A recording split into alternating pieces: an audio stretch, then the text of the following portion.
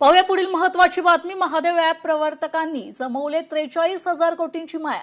ईडीच्या तपासातून खळबळजनक खुलासा समोर आलेला आहे। महादेव ऑनलाईन बुक आणि त्यांच्याशी संबंधित स्काय एक्सचेंज, लोटस 365, रेड्डी अण्णा, फेअरप्ले या ऑनलाईन बेटिंग प्लॅटफॉर्ममधून ॲप प्रवर्तकांनी गेल्या 7 वर्षात तब्बल 43,400 कोटींची माया गोळा केल्याचा ईडीचा दावा आहे।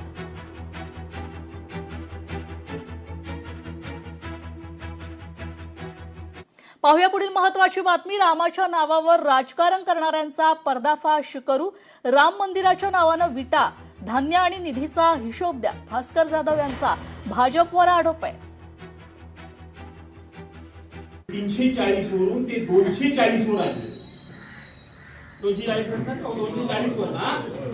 वर आले।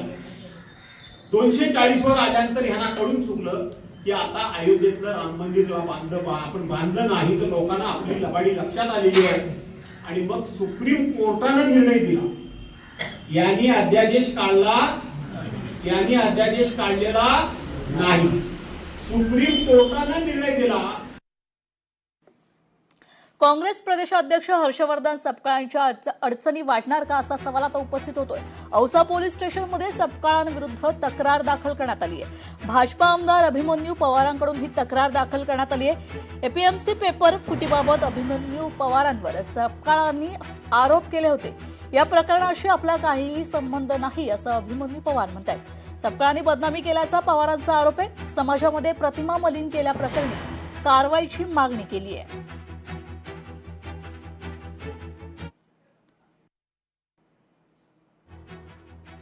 काल दिवसभर काँग्रेस पक्षाचे नेते हर्षवर्धन सपकाळ, नाना पटोले आणि त्यांचे प्रवक्ते बालाजी गाडे यांनी पेपर फोडायचे आणि भारतीय जनता पार्टीच्या घरात गुणवत्ता वाढायची अशा प्रकारचे आरोप करत पालकांची, विद्यार्थ्यांची आणि सामान्य जनतेची दिशाभूल करून सत्ताधाऱ्याला बदनाम करण्याचा डाव रचला होता। माझी गृहमंत्र्याकडे एक मागणी आहे की लहान मुलाची बदनामी करून त्यांचा मानसिक छळ करणाऱ्या हर्षवर्धनजी सपकाळ, बालाजी गाडे प्रवक्ते आणि नाना पटोले यांच्यावर कलम 75 प्रमाणे गुन्हे दाखल करायला पाहिजे।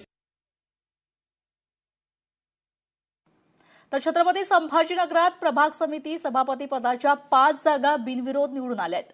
उर्वरित 4 प्रभागात गुरुवारी मतदान पार पडेल। उर्वरित 4 प्रभागात एकापेक्षा अधिक उमेदवारी अर्ज दाखल करण्यात आले, तर काही प्रभागात तिरंगी लढत पाहायला मिळतेय।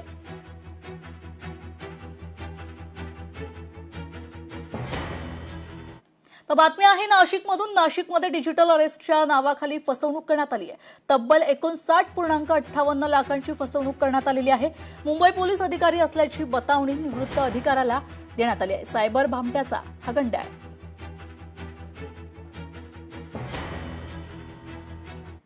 पाहूया पुढील महत्त्वाची बातमी। राळेगावात शिक्षकांची मोठी टंचाई निर्माण झाली आहे। 18 शाळा शिक्षकांविना तर 30 शाळा एकाच शिक्षकांवर आहे। तर पालक नागरिकांमध्ये यामुळे आता चिंता व्यक्त केली जाते।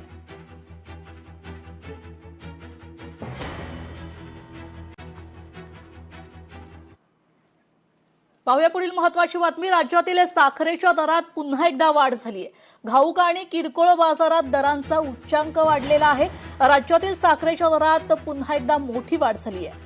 घाऊक आणि किरकोळ बाजारात दराने उच्चांकी पातळी गाठली आहे। गेल्या महिनाभरात घाऊक बाजारात प्रति क्विंटल 400 ते 450 रुपयांची वाढ झाली असून किरकोळ बाजारात साखर प्रति किलो 6 ते 7 रुपयांनी महागली। त्यामुळे मोठ्या साखरेचा किरकोळ दर 49 ते 51 रुपये प्रति किलो पर्यंत पोहोचलाय।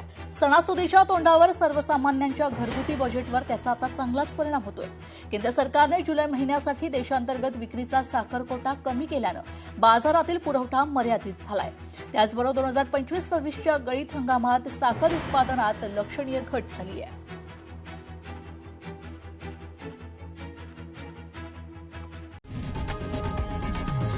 लोकशाही मराठी ऐका, पहा, जागरूक रहा।